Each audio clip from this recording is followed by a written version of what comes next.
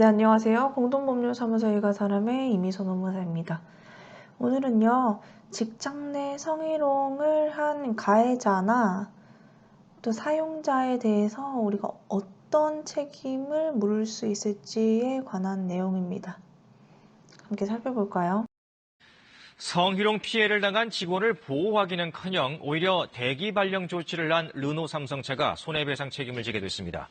회사 측의 조치가 보복성 인사라는 것이 법원의 판단입니다. 가해자는요, 이 행위를 한 사람이니까 그 자체로서 당연히 책임을 지게 될 거예요. 여기서의 책임은 민사상 손해배상 책임을 의미하는 거고요. 사용자는요, 성희롱 발생에 대해서 신고를 했다라는 것을 이유로 이 피해자에게 불리한 조치를 하거나 혹은 불리한 조치를 하지 아니하였다고 하더라도 손해배상 책임을 질 수 있습니다. 이해해서 설명을 해드릴게요. 제가 이 실제 판결들을요, 한눈에 볼 수 있도록 표로 정리를 한번 해보았습니다. 이 사례와 구체적인 손해배상액을 살펴볼게요. 보니까 대학 원장이 자기 하급자 교수에 대해서 신체적인 접촉을 했고요. 또 성적인 언어적 성희롱도 했습니다. 우리 둘이 잘 방을 따로 잡아놔라 라는 등등의 이 성희롱 불법 행위를 한 것으로 인해서 우리 판례는요, 700만 원의 위자료 책임을 선고했습니다. 그리고 다음은 대구지방법원 판례예요. 상급자가 하급자에게 너 자세가 고부정해. 항문으로 침을 놓는 치료소에 한번 가봐 라고 언어적인 성희롱을 한 사안입니다. 이 경우에 법원은요, 가해자에게 400만 원의 위자료 책임을 물었습니다. 그리고 2010년 서울중앙지법 판례예요. 가해자가 10여 분간 이 피해자를 불러놓고 언어적인 성희롱을 한 사례입니다. 이 경우에는 100만 원의 위자료 책임을 지게 됐네요. 700만 원에서 100만 원 혹은 그 이상과 그 이하도 될 수 있겠는데 이 정도의 손해배상 책임을 지고 있다는 것을 알 수 있습니다. 그리고 다음은 사용자의 민사상 책임이에요. 사용자가 성희롱 발생 사실을 알고도 방치했거나 예방교육 등의 미리 예방 책임을 다하지 않은 경우에 혹은 성희롱 신고를 이유로 불리한 조치를 하는 등 이러한 경우에는요, 사용자는 피해자에 대해서 손해를 배상할 책임이 있습니다. 이 사용자 책임의 구체적인 법률적 근거는요, 보시는 바와 같이 민법 제756조 제1항입니다. 타인을 사용해 어느 사무에 종사하게 한 자는 사용자가 되겠죠? 피용자가 근로자 A라고 할게요. 그 사무 집행에 관해 이 사용자의 사업을 위해서 일을 하다가 제3자 다른 근로자에게 성희롱 등을 가했어요. 이 경우에도 사용자가 그 손해를 배상할 책임이 있다라고 하네요. 그러니까 사용자는 근로자가 다른 근로자에게 성희롱을 한 경우에도 이 손해를 배상할 책임을 지게 되는 거예요. 성희롱에 대해서 사용자 책임을 묻기 위해서는요, 한 가지 요건이 있습니다. 이 사용자의 사무집행 행위와 관련된 행위여야만 합니다. 이 판례에서 대법원은 외형 이론을 취하고 있습니다. 그러니까 비록 성희롱이 직무 범위 내의 행위가 아니더라도 외형상 객관적으로 당해 사용자의 사업활동과 관련된 것으로 인정이 될 수 있다면 보다 넉넉하게 사용자에게 손해배상 청구를 할 수 있다라는 겁니다. 그리고요, 성희롱에 대해서 사용자 책임을 물을 때 자주 하시는 질문이 있어요. 이 성희롱 예방 교육 등을 사업주가 실시했다는 것 등을 이유로 회사의 책임을 면하게 하거나 아니면 적어도 책임 감경이 가능할까요? 라는 질문을 많이 해줘요. 앞서 보신 것과 같이 민법 제756조 제1항 본문에서 사용자 책임을 인정을 하고 있죠. 그리고 이러한 질문을 하게 되는 배경에는요, 이 756조 제1항 단서가 있습니다. 단서를 함께 읽어보시면요, 그러나 사용자가 피용자의 선임이나 사무감독에 상당한 주의를 한 때 또는 상당한 주의를 해도 손해가 있을 경우에는 그렇지 아니하다라는 면책을 암시하는 규정이 있습니다. 그리고 이 이하에서 보시면요, 판례는요, 과거 부분의 판례를 한번 같이 살펴보도록 할게요. 사용자 책임을 인정할 때요, 사용자가 위험 발생 및 방지 조치를 결여했는지 여부도 손해의 공평한 부담을 위해서 부가적으로 고려할 수 있다라고 판시를 한 바 있습니다.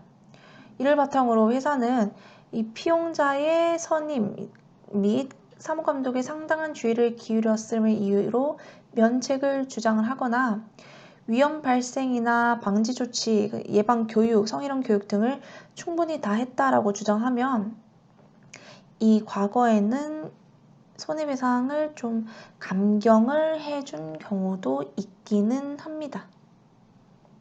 하지만 최근에는요, 최근 판례 경향들은 사업주가 직장 내 성희롱 발생 당시 피해 근로자와 가해자를 즉각적으로 분리 조치를 하고 가해자를 징계하는 등 일련의 조치들을 취한 경우에도요, 사업주를 상대로 이 손해배상 책임을 엄격하게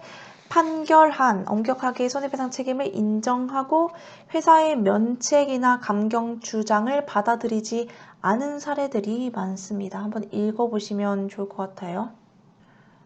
지금 살펴보시는 이 위자료, 사용자 책임 중에 비재산적 손해에 대한 위자료 액수에 관해서는요, 손해의 공평한 분담이라는 이념에 근거해서 한심 법원의 재량입니다. 이 손해배상액을 얼마로 할지에 대해서는 재량적으로 정한다라는 거예요. 그래서 각 재판부의 재량에 따라서 구체적인 위자료 액수에는 차이가 있지만 직장 내 성희롱, 이 성범죄의 심각성이 더욱 강조되는 최근 경향에 발맞춰서 법원이 인정하는 위자료 액수도 점차 상향되는 경향을 띠고 있습니다.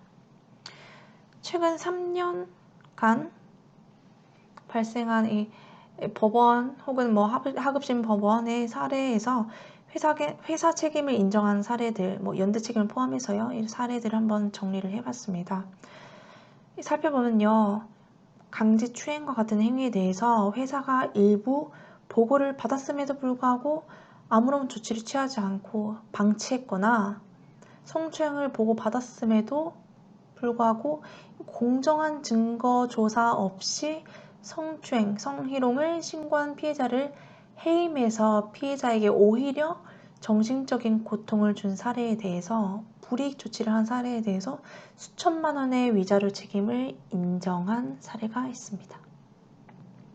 그리고 다음으로는요, 직장 내 성희롱에 관한 회사의 손해배상 책임 사례로 널리 알려진 대법원 판결들은 지금 보신 이 맨니의 판례와 같이 불이익 조치, 불리한 처우를 직접적으로 사업주가 피해 근로자에게 한 사례예요. 하지만 이 아래에서부터는요, 사용자가 피해 근로자에게 불리한 조치를 하지 않아도 사용자에게 사용자로서의 책임을 물었던 사례를 좀 추려봤습니다. 같이 한번 보면요, 점장이 아르바이트생인 피해자에 대해서 어깨동무를 하고 팔뚝을 쓰다듬는 등의 신체적인 성희롱을 한 사건에서요, 2019년 서울중앙지법에서는요, 가해자와 사용자가 공동해서 1,000만 원의 위자료를 부담하도록 했습니다. 그리고 이와 유사한 사례인데